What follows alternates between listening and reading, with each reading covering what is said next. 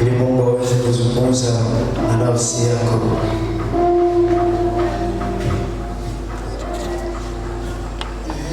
Huenda umelisoma siku nyingine, lakini nakualika tena ujipe juhudi ya kulisoma katika Matendo ya Mitume sura yake ya 2, na tutasoma sana andiko la 40. Hiyo andiko la 40 ni andiko kubwa la msingi wa ujumbe wa leo. Katika ujumbe wa leo, somo kubwa ambayo tunaizungumzia ni kwamba ni lazima kujiokoa na kizazi kipotevu na kuwa mshiriki wa kanisa na mshiriki wa ufalme wa Mungu. Kujiokoa na kizazi kipotevu na kuwa mshiriki wa kanisa na kuwa mshiriki wa ufalme wa Mungu. Katika usomi huu ambao tunaenda kuusoma kwa haraka sana wa andiko hili la Matendo ya Mitume 2:40, basi niruhusu nipate kusoma tukiwa tumesimama.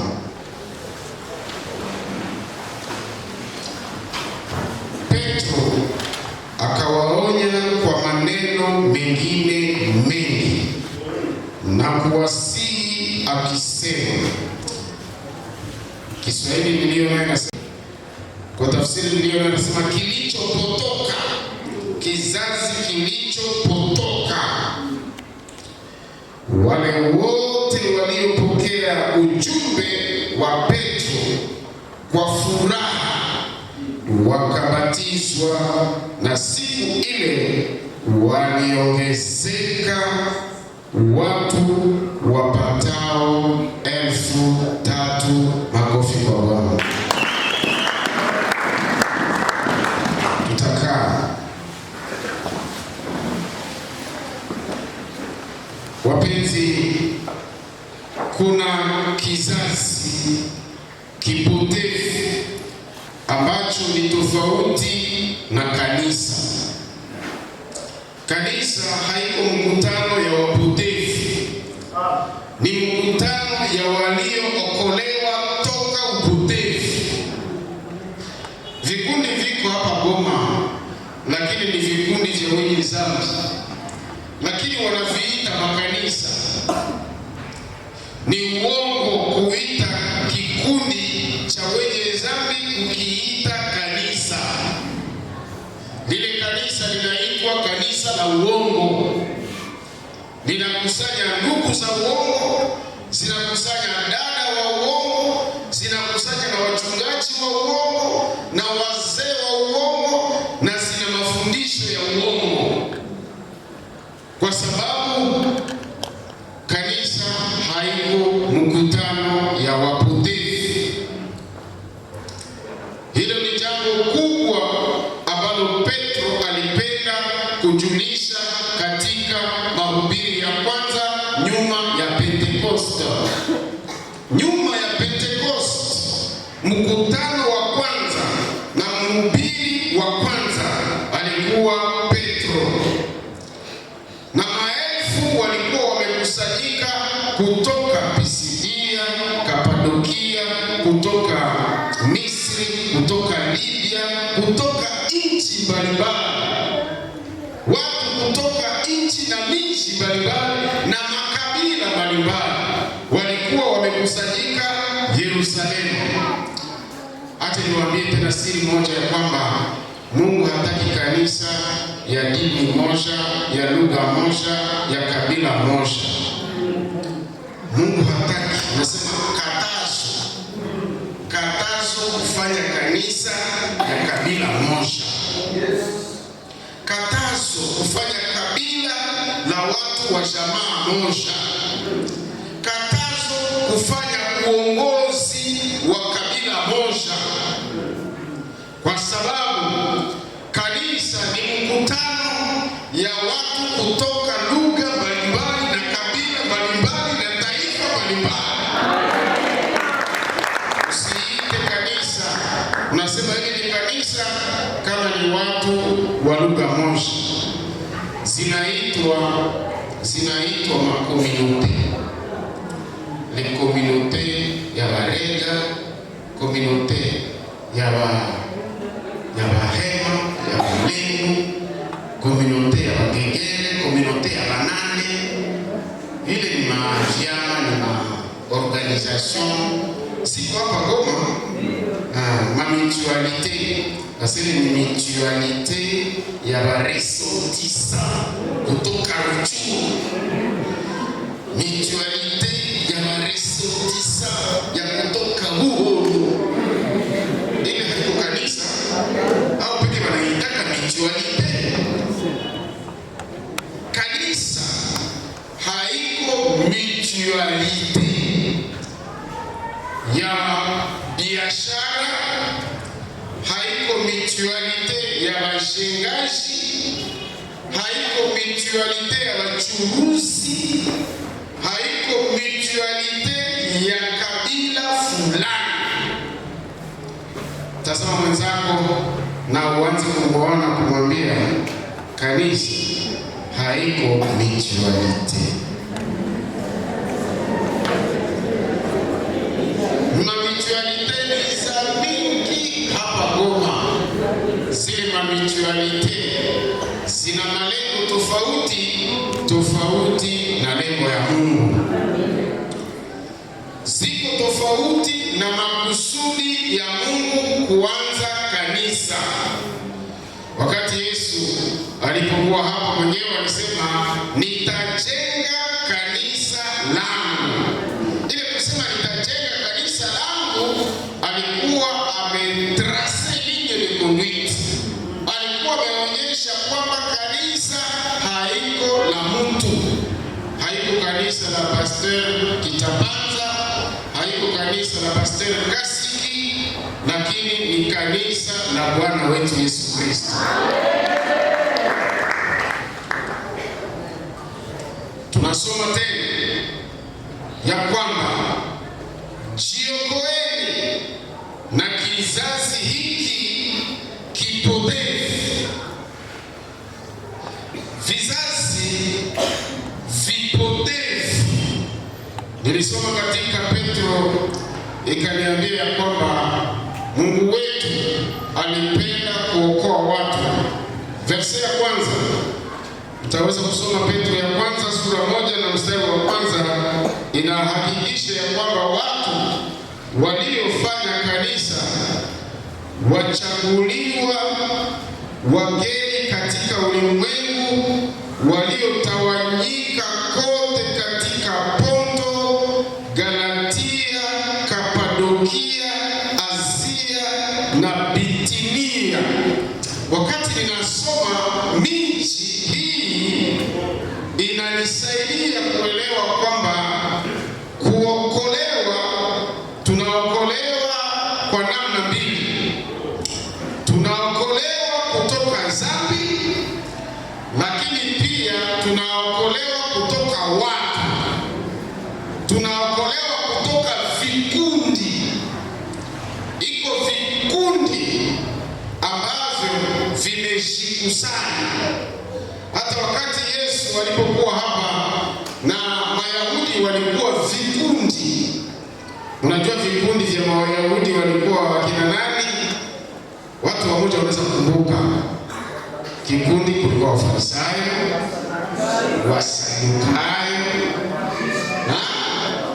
Wazeloti, Waeseni, wengine walikuwa na waita le Herodiens, wa Herode.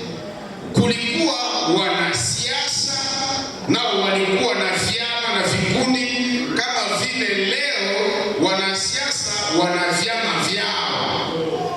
Kuna vyama, mnaweza kutaja vyama vya nchi yetu, na watu wanakusanyika kulingana na vyama na wanarafikiana kulingana na vyama.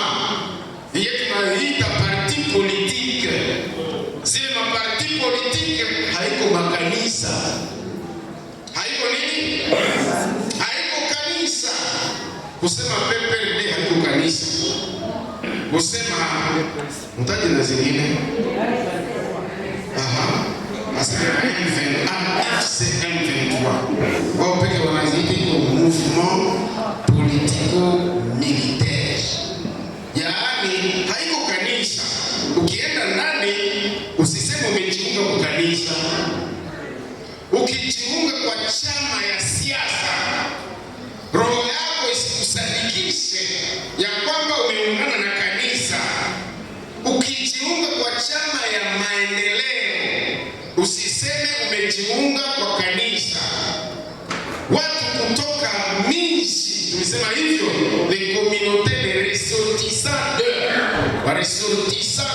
Butembo, les ressortissants de Minova, les ressortissants de, kama umetoka Kapadokia, Ponto, Pisidia na unafanya kikundi, hamujakuwa bado kanisa. Kuokolewa, tunaokolewa toka dhambi na tunaokolewa toka watu, ili tuingie na tufanye kundi moja. Yesu ndiye alisema hivyo wakati alipokuwa akihubiri, alisema nina kondoo wengine wasiokuwa wazizi hili, sharti nao niwafanye nini? Niwalete. Kwa sababu walionitangulia, hakusema ni kanisa, walionitangulia ni watu gani? Ni wizi na wanani? Na wanyang'anyi. Kuna waliotangulia kanisa, waliotangulia kufanya vikundi na kukusanya watu. Yesu alisema ni wizi na wanyang'anyi. Mara nyingine ni masinagogi, lakini katika kitabu cha Yohana anaita sinagogi za shetani. Inawezekana watu kufanya sinagogi, lakini ndani yake anayetawala, anayeabudiwa ni shetani, anaabudiwa. Mlishaona watu wanaanza ibada wanasema mbele ya yote sisi ni wenye dhambi. Mbele ya ibada, mbele ya kufungula mkutano, na wengine mbele ya kufungula mkutano ya maombi wanasema mbele ya yote hatustahili mkutano ya nini? Ya maombi ama mkutano ya meza ya Bwana. Nasimama na kusema basi mbele tuanze meza ya Bwana. Mbele ya yote sisi kwanza ni wachafu wasiostahili, kwa sababu hii meza ni takatifu, lakini watu haiko watakatifu. Kama meza ni takatifu, waovu wanaiogopa. Kama hema ni takatifu, waovu wanaogopa hema takatifu. Kama kuingia pahali patakatifu pa patakatifu, pale tena waovu wanaogopa, wanakimbia. Ngoja niwaambie, siku moja Mungu alisema na Musa, asema Musa, watu wanasema wanapenda wanione, uwaambie wajitakase, kesho wakuye, kwa sababu wanakusikilia wivu. Kusema Musa, wewe peke tu ndio utakuwa napanda kukilima. Umesikia habari za mlima wa Faraja? Mpepee mkono watu wa mlima wa Faraja wako hapa. Kuna mlima mbele ya mlima ya Faraja ya hapa Goma, kulikuwa mlima mwingine. Ile mlima ilikuwa inaitwa mlima Sinai. Ile mlima Musa alipanda juu ya mlima. Mungu alizungumza na Musa kwa kilima. Alikuwa na zoezi ya kupanda kwa mlima. Sasa watu waliposema, lakini Musa yeye peke ndio atakuwa anapanda kwa kilima, sina sisi tupande kwa kilima. Akasema okay, nitauliza kwanza Mungu kama ataruhusu kupanda kwa kilima, nitamwambia. Basi akaambia Mungu, sema watu wanapenda wapande kwa kilima, nao wanapenda wakuone, wakutane na wewe. Mungu akasema basi, haina problem, uwaambie wajitakase. Ngoja nikutangazia kwamba Mungu anataka watu wote waje kwake. Nasema tena, Mungu mtakatifu anataka watu wote wafanye nini? Waje kwake. Anayetaka watu wote wenye mili waombe, wakaribie Mungu. Mungu anapenda watu wote, hana ubaguzi. Haiko Mungu tu wa Musa, wa Abrahamu, Isaka na Yakobo. Iko vile Mungu wako. Iko vile Mungu wako. Na wewe unaweza kumkaribia. Haiko tu Mungu ya mapasteri. Haiko Mungu ya marevera. Haiko tu Mungu wa Musa. Mungu alisema niko Mungu ya taifa yote. Waje kwangu. Lakini tusome Zaburi 15 kusudi mnielewe kwa neno ambalo nataka kusema. Psalm chapitre 15. Inasema nini? Mchungaji Kitapanza ataweza kusoma. Wenye kujisifu, wenye kiburi, wenye kutukana, wasiotii wazazi wao, wasio na kushukuru, wasio safi, wasiopenda wenzao, wasiotaka kusamehe, washitaki wa uongo, wasiojizuiza, wakali, wasiopenda mema, wadanganyifu, wakaidi, wenye kujivuna, wenye kupenda anasa kuliko Mungu, wenye mfano wa kuogopa Mungu, lakini wakikana nguvu zake. Ujiepushe nao. Ile tena kujiokoa, tuwa litumia terme ujiepushe nao. Tushangilie neno la Bwana. Kizazi kipotevu ni watu kama vile sisi, ni wababa na wamama kama vile tuko hapa, ni wasichana wavulana, wasichana kama vile wako hapa, lakini wako na tabia gani? Kizazi kipotevu ni watu wa aina gani? Kuna aina mbili. Aina ya kwanza, kuna ubaya, inaitwa tena uovu. Ni kizazi cha uovu.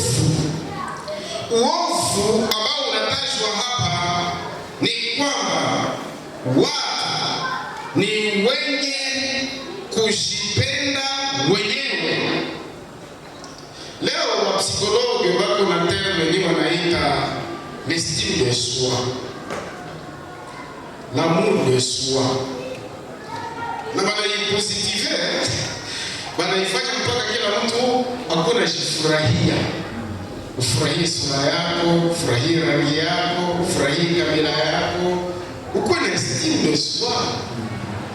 Lakini kwa niwatangazia kwamba kuna estime de soi iliyo mbaya, ambayo inazaa kiburi, inafanya kujihesabu kuwa mzuri sana kuliko wote. Ile haiko tena estime de soi, iko orgueil. Kiburi ni kwamba mtu anajihesabu mrembo kuliko wote, au anajihesabu wa maana kuliko wote. Tena kiburi yenyewe inaenda mpaka hata mbele za Mungu, hata mbele za neno la Mungu. Unazarau neno la Mungu na unazarau Mungu. Kuwazarau watu c'est une chose, iko orgueil. Lakini tena kuzarau Mungu inaitwa idolatry, kwa sababu iko kujifanya Mungu, na japo kuna Mungu aliyeumba mbingu na dunia. Unajifanya hauwezi kupiga magoti kwa sababu ya kiburi.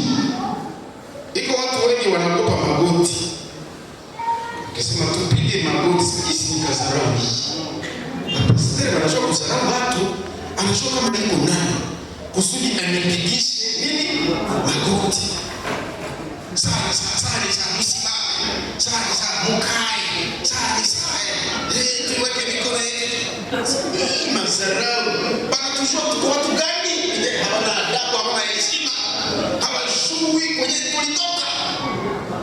na kutangazia kwamba hiyo ni kiburi, kwa sababu mbele za Mungu sisi wote tunanyenyekea. Biblia inasema kila goti ipigwe na kila ulimi ukiri Yesu ni Bwana. Makofi kwa Bwana. Ukijua Yesu ni Bwana, goti lako litapigwa. Ukijua Yesu ni Bwana, ulimi utakiri Yesu ni Bwana. Kiburi ndio inafanya watu wazarau maabudu, wazarau maombi, wazarau neno la Mungu. Ni kiburi, ni orgueil. Ndio inafanya na watu kusema sitaokoka. Na kutokuokoka ni alama ya kiburi mbele ya habari njema. Mungu akishasema uko mwenye dhambi na nataka kukuokoa, kisha unasema sitaokoka. Mimi siwezi kuokoka. Sasa ni orgueil. Na kama hauokoki, Mungu atabaki Mungu. Perte haiko ya Mungu, ni yako.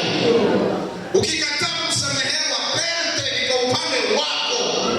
Ukikataa utakatifu, perte ni yako, lakini Mungu atabaki Mungu. Bwana Yesu asifiwe. Sehemu ya kwanza ni uovu, alama ya kizazi kipotevu. Uovu ndani yake walitia kiburi, kushipenda mwenyewe, kupenda anasa kuliko Mungu. Ngoja niwape example simple ya anasa. Anasa iko kitu moja tunaita plaisir. Tunaita nini? Tena tunaita loisir. Loisir ni kwamba unafurahia kujifurahisha. Goma tunasema kujipa raha. Unajipa raha. Unajipa raha. Kama na mtu anakuja kachupa yake, atasema usinisumbue, niko na jipa raha. Tena kuzama. Hayo. Nilipata karne ya okosha. Ndio kama unataka kuuliza mtu kitu, kwa nini unafanya hivi okosha?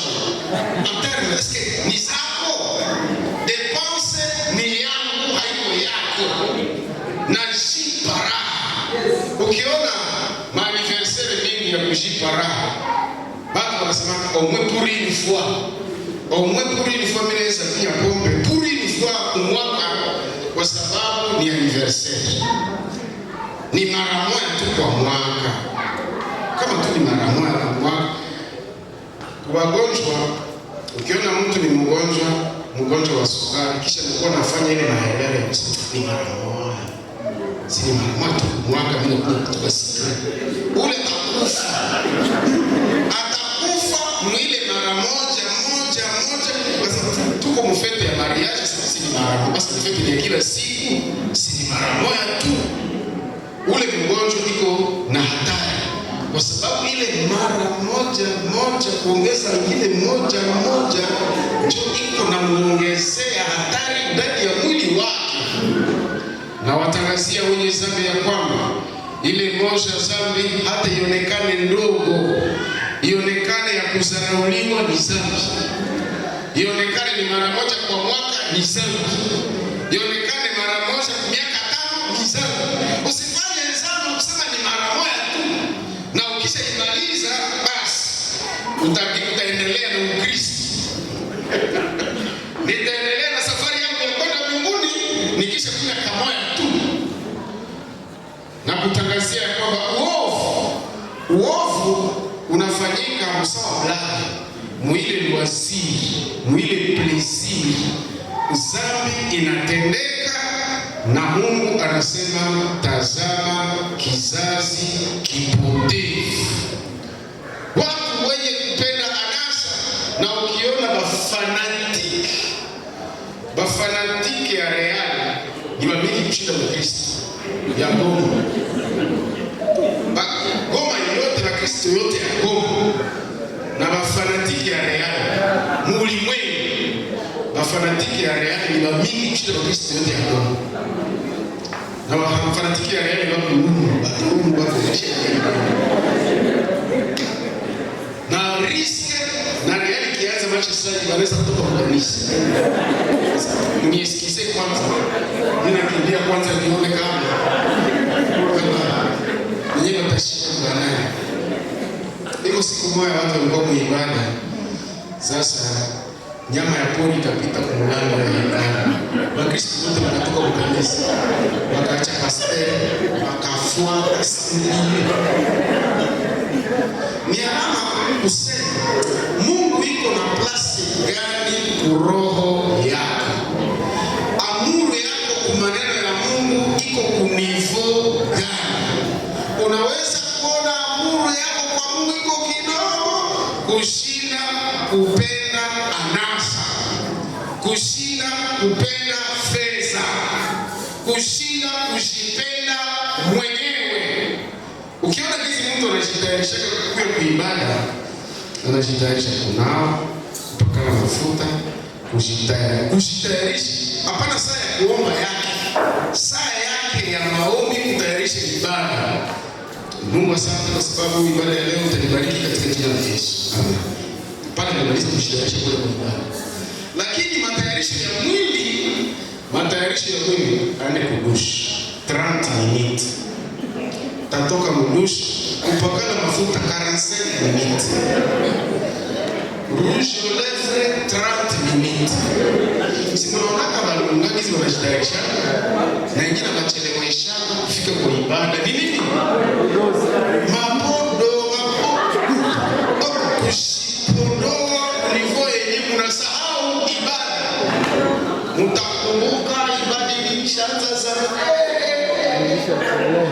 Wakumpodoa tena atalipiwa. Wakumpodoa atalipiwa. Combien de temps nous préparons nos cœurs à Dieu?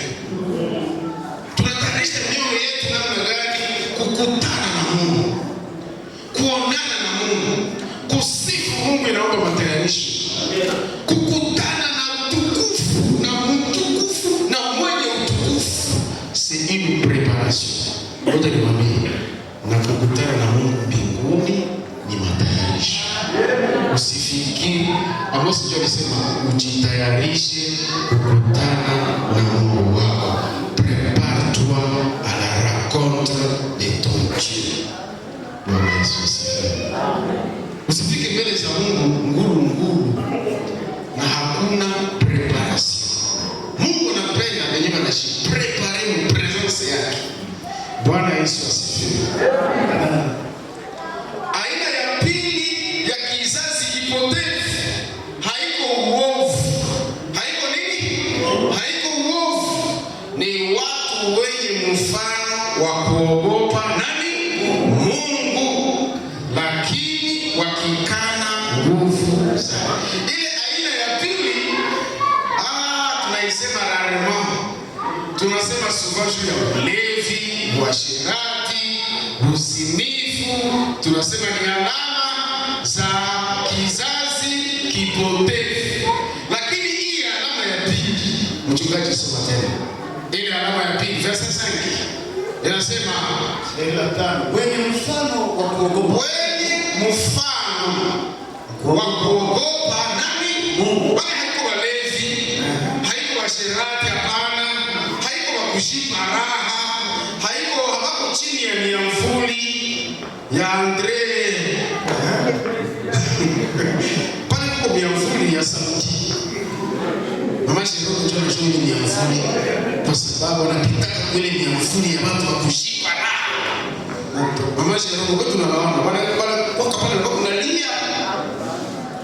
Nikilio ni kucheka, ni kuangalia na wengine kuambiana siri, wengine sherehe, na wengine ishara ya kuwa shule spesiali wapendanao. Saint Valentin, mara moja kwa njoo Valentine na Valentin. Sinateni hapo wanaivala sasa ile basi hizi ikosea. Nataka mfanye nini ile siku ikosea. Hata ikosea lakini amekosea ibada ya leo. Hata katika mkutano kama huu watu wengine wamesahau ya kwamba kuna ibada. Sasa ilikuwa ibada leo. Nilikuwa nimeshasahau. Ile aina ya watu ni alama ya siku za mwisho. Ni alama ya kizazi kipotevu. ni siku za hatari watu kumsahau Mungu na kumsahau Muumba wao. Lakini alama nyingine tunaisema watu wenye mfano wa kuogopa nani? Kuogopa Mungu ya kwa mfano, semblant ya kuogopa nani? Semblant ya adoration. Leo tuko mamouvement ya makorale ya masemblant. Mwingine aliniambia akasema mpaka unatafuta na viksi au pilipili unaipakala kumacho, sababu mko na prepare nyimbo nye mutaimba dimash. Unaanza filme au unataka tosha album. Kutosha album unatia pilipili macho. Pourquoi pilipili macho? Sababu inaomba unalia. Na ile kilio utakulia na machozi kuonyesha kwamba unampenda Mungu sana. Na hata kufilme na uko unalia. Sasa ile machozi utaipata wapi kama hutie pilipili macho? Na wauliza pilipili macho ni inspiration? Ni revelation? Ni mpako? Pilipili macho ni mfano ya kuogopa Mungu yenye utapresente na utakufilme, utafanya mfano ya adoration na plenitude na kushashwa ya mfano. Na lugha watu wanajifunza na lugha zenye hata wanakreye lugha.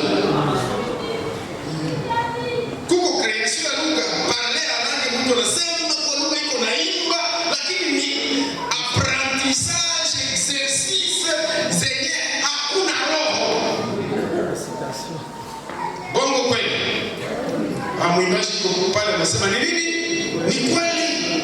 Kuna masana za adoration, masana za kujazwa, masana ya kusema kwa lugha, mfano wa kuogopa Mungu, lakini wakikana nini? Wakikana nguvu za Mungu. Nguvu za Mungu watu wengi hawana nazo. Watu hawana nguvu za Mungu. Il faut kuenda kudeze monde kutafuta nguvu za nani? Nguvu za Mungu. Hautapata nguvu za Mungu, utapata pepo. Utapata nguvu za giza. Kule kwenye ulienda kutafuta upako, utapata upako lakini isiyo ya Roho Mtakatifu.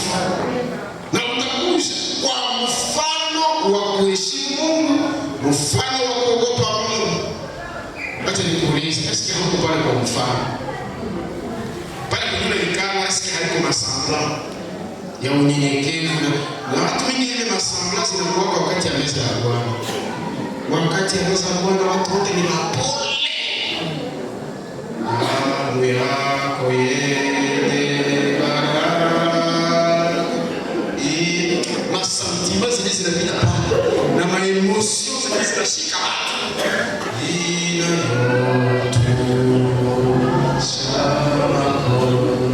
Na wengine wanazalia maemosio. Watu wenye mfano ilisifi ibada imalizike. Mapembe inaota. Mapembe ya uwezo wa giza na yanatukano na ya uhalifu yote inalamuka. Mwingine finalmali uliza mama yake anasema, mama, hizi unatupiga hapa. Manake iko sasa ni ulevi ya meza ya Bwana. Choo yenyewe imetulamukia hapa kunyumba. Nilikuwa na wasa ni meza ya Bwana, kumbe ilikuwa ulevi. Sababu alifika kunyumba akafanya madesordre yenye watoto wakashangaa wakasema, hii ndio meza ya Bwana iko sawa. C'est le résultat de la Sainte Seine. Hii makofi yetu tumepata ni makofi ya meza ya Bwana. Pale meza takatifu inachafuliwa sababu ya tabia ya mtu kapi mmoja ambaye alishiriki meza ya Bwana, mfano wa kuogopa Mungu bila nguvu za nani? Bila nguvu za Mungu. Wapenzi, shiokoeni, walisema mshiepushe na usikuwe mwile lista, usikuwe miongoni mwao. Bwana Yesu asifiwe. Ninamaliza nikisema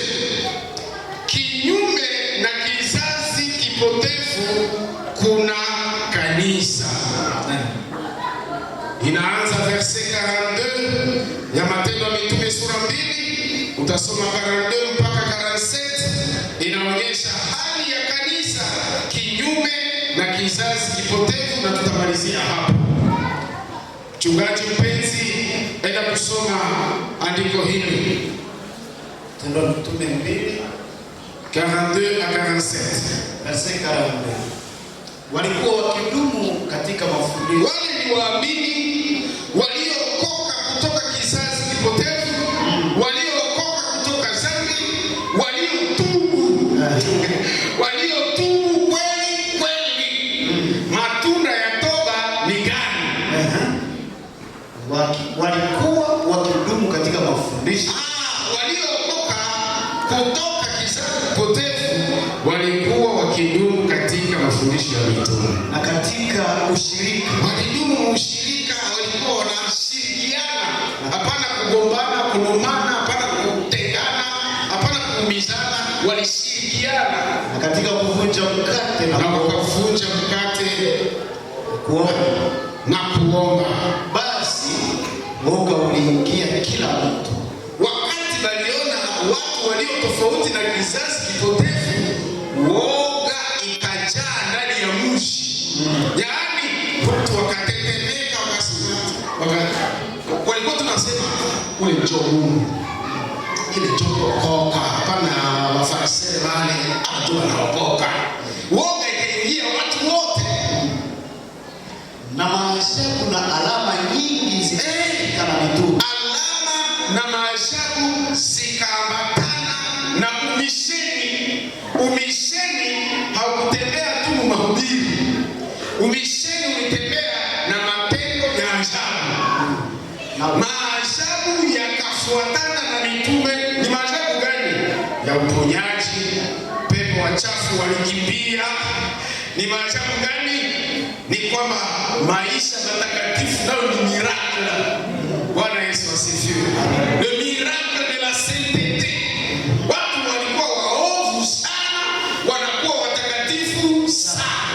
Kisha watu wanashangaa kusema, aye mlevi alishakuwa mhubiri, aye mlozi alishakuwa predicateur, aye njoka haba alishakuwa mtakatifu. Watu waliogopa wakasema, hii nini? Wakasema huyu ni Yesu, alifanya matendo makubwa. Na wote walioamini, hapana wasioamini, wote walioamini walikuwa pahali pamoja. Walioamini hawakusema mtu ache kwetu tutaokoka na tuko kwenye tuko. Ilikuwa erreur grave. Nasema tena erreur yana gani? Grave. Mtu kusema hivi, mnihubiri nimeokoka, basi mniache nibaki tu kwenye niko. Biblia inasema hapana, wote walioamini walikuwa pahali pamoja, Ukakuwa na vitu vyote, tena ukakuwa na vitu vyote. Namna gani? Yaani kujiunga na Yesu inazaa kujiunga na kanisa. Tuseme tena sote pamoja, kujiunga na Yesu inazaa kujiunga na kanisa. Amen. Makofi kwa Bwana. Yesu Mwokozi wetu anatusaidia, anatuleta karibu na wengine waliookoka, ili tufanye kundi moja, tukue pahali pamoja, ili tuabudu pamoja katika roho moja. Wote walioamini. Verset 47 haujaisoma bado, napenda tuisulie. Inasema na kanisa. Verset 47, wakisifu Mungu na kupendeza watu wote. endelea. Naye Bwana nasikie kwa furaha na kwa hakika, naye Bwana aliongezea kanisa. Bwana akaongezea kanisa Kila siku wale waliokuwa wakiokolewa. Amen. Leo kanisa linapoteza watu kila siku. Watu wako naisha na kanisa mpaka Europa huko, matample zenye ziko nakuwa zinageuzwa madepo. madepo ya chakula, sababu Wakristo benye balizeeka hakukuonekana Wakristo mpya. Kisha wale wazee, les vieillards bakisha kufa na hakuna bajene, generation suivante ya yenye inaokolewa haiko. Basi temple ilikuwa vide. Temple ilikuwa namna gani? Vide.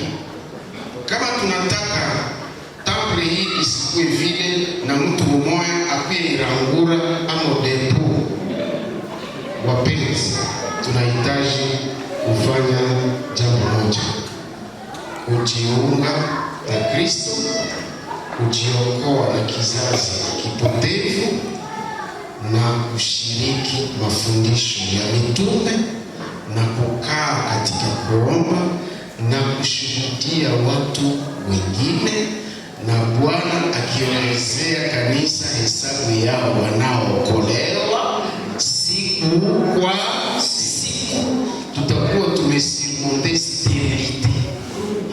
La stérilité spirituelle. Tuseme stérilité spirituelle. Kwa sauti kubwa,